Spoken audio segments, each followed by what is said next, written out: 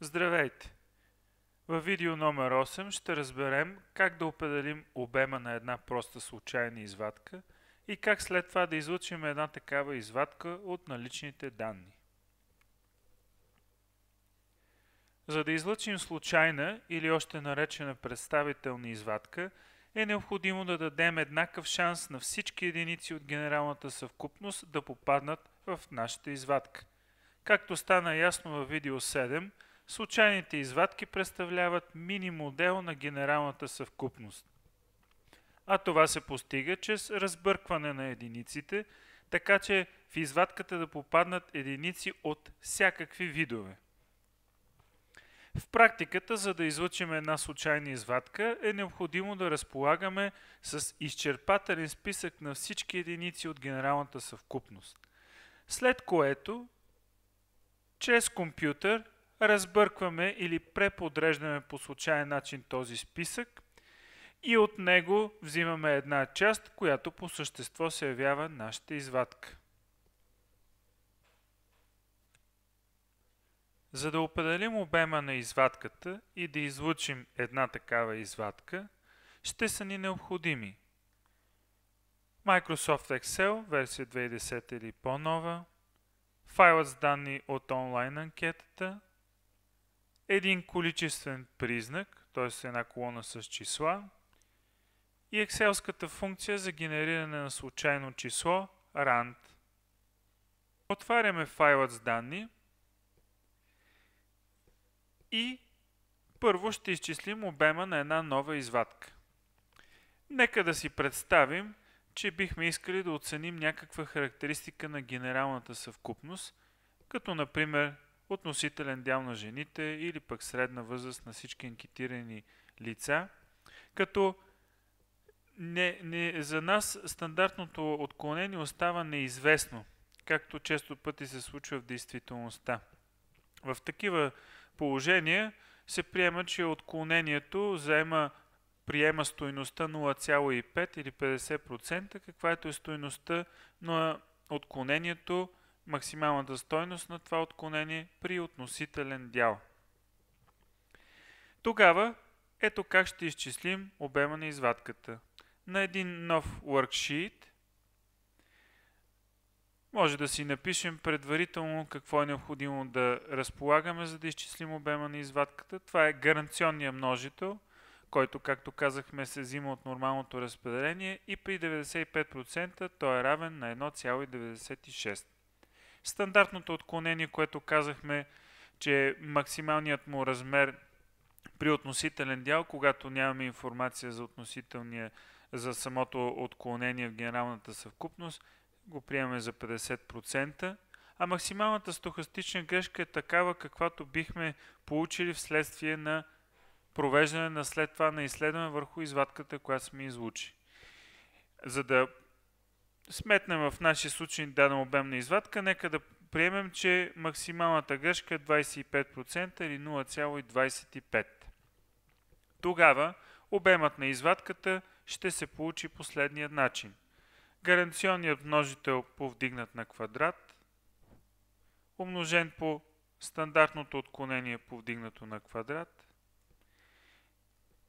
и това произведение е разделено на максималната грешка повдигната на квадрат. Enter. Ако спазваме тези изисквания, максимално отклонение е 50%, максимална грешка 25% и гаранционен множител 95%, то ни е необходимо да направим една проста случайна извадка от 15 единици, за да покрием тези изисквания. Как да направим една извадка? Нека за целта да копираме последната колона от данните, която се отнася за възрастта на анкетираните лица. Ще я поставя ето тук някъде. Така, от тези лица, нека да си представим, че в нашия случай това е нашата генерална съвкупност, тъй като ние не разполагаме с целия списък на всички хора, които бихме могли да анкетираме, те би трябвало да са милиони, но нека си представим, че от тази наша извадка, която в случая се явява нещо като генерална съвкупност, може да излъчим една малка микроизвадка. Как да стане това?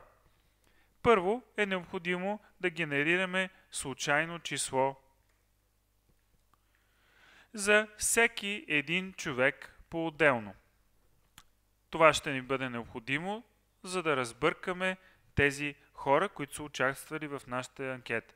Пишем просто функцията равно, rand, затваряме скобите, без нищо вътре да попълни, натискаме Enter. Полученото число се намира между 0 и 1 и ако копирам клетката, т.е. копирам формулата и я поставя срещу всички останали, paste, тогава ще се получат най-различни числа, пак в рамките между 0 и 1. Ако обаче напиша някъде, където и да било едно число, веднага всички останали случайни числа ще се преизчислят. За да мога все пак да направя една случайна извадка, ще трябва да маркирам двете колони, да дам copy и при paste да не давам paste директно, а paste 1, 2, 3, което означава paste values. Тоест Excel поставя само числата, но не и формулите. Както виждате, предишните числа се промениха отново, но тези, които съм копирал вече, те си остават едни и същи. С тях вече може да работим по-нататъка с това, което трябва да направим. Сега, на всеки един човек е генерирано по едно случайно число. Това, което мога да направя, за да мога да ги преподредя по случайен начин, е да маркирам всичките данни заедно с заглавието и тогава, и двете колони едновременно е задължително да се маркират, и тогава от Data, Sort, сортирам данните по колоната случайно число. Тъй като всеки човек е получил различно случайно число, някои по-големи, някои по-малки, когато ги подредя в нарастващ ред, хората ще се преподредят спрямо тези случайни числа.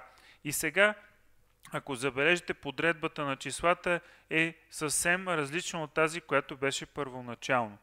Тогава, за да направя една извадка, примерно от 15 единици, каквато изчислихме преди малко, просто трябва да маркирам първите 15 единици.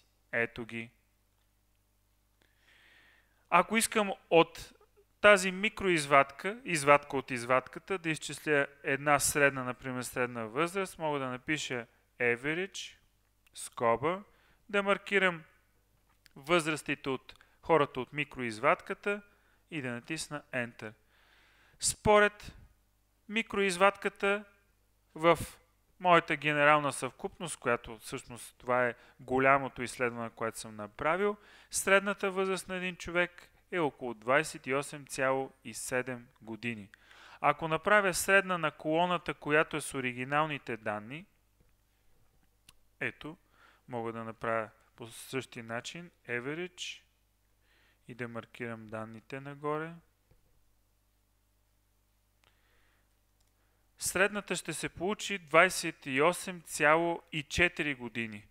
Има лека несъществена разлика между двете средни, което показва, че всяка една извадка е известна степен микромодел, микроприближение до цялата съвкупност, но винаги ще има малка разлика между тях, защото малката извадка или извадката съдържа само част от информацията от цялата съвкупност. Ако извадката е достатъчно добре разбъркана или достатъчно сме осигурили еднакъв шанс на всички единици да попаднат в нея, тогава тя толкова повече ще се приближава до истината, макар и с малка разлика, наречена грешка. За повече информация може да посетите сайта Статистика.bg. До нови срещи!